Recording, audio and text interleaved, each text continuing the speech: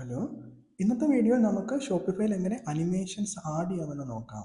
അതായത് ഒരു വെബ്സൈറ്റ് കുറച്ചും കൂടി പ്രീമിയം ലുക്ക് ആക്കാനും മറ്റും അനിമേഷൻ നന്നായി ഹെൽപ്പ് ചെയ്യും. അത് എങ്ങനെ ഫ്രീ ആയിട്ട് ഷോപ്പിഫൈയിൽ ആഡ് ചെയ്യാമെന്ന് നോക്കാം. അതായത് ഈ വെബ്സൈറ്റ് ലോഡായി വരുമ്പോൾ ജസ്റ്റ് ഒരു ചെറിയ പോപ്പപ്പ് ഗ്രാജുവലി ലോഡായി വരുന്ന പല അനിമേഷൻസ്, ഇങ്ങനെ പല അനിമേഷൻസ് ഉണ്ട്. ഇതെങ്ങനെ ഫ്രീ ആയിട്ട് ഇൻസ്റ്റാൾ ചെയ്യാമെന്ന് നോക്കാം.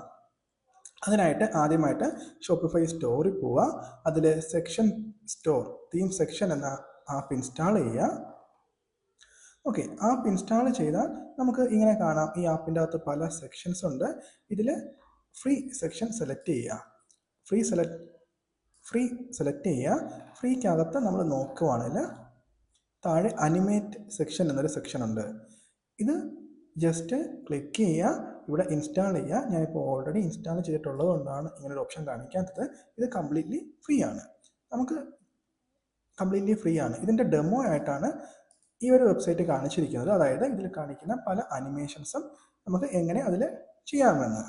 ഇപ്പോൾ എൻ്റെ ഒരു വെബ്സൈറ്റിൽ ഈ അനിമേഷൻ ആഡ് ചെയ്തിട്ടുണ്ട്. ഇത് ആഡ് ചെയ്യാനായിട്ട് ആഡ് സെക്ഷൻ ക്ലിക്ക് ചെയ്യുക. അനിമേറ്റഡ് സെക്ഷൻ ക്ലിക്ക് ചെയ്യുക. അതിപ്പോൾ ഇൻസ്റ്റാൾ ആകും.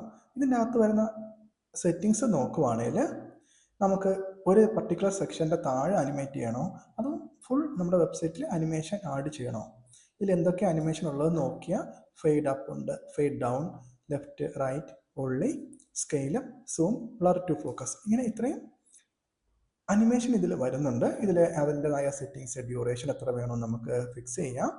അതുപോലെ തന്നെ അനിമേഷൻ സ്റ്റൈൽ എങ്ങനെ ഉണ്ടാക്കാമെന്ന് നോക്കാം. അതുപോലെ തന്നെ മിനിമം ഇമേജ് സൈസ്.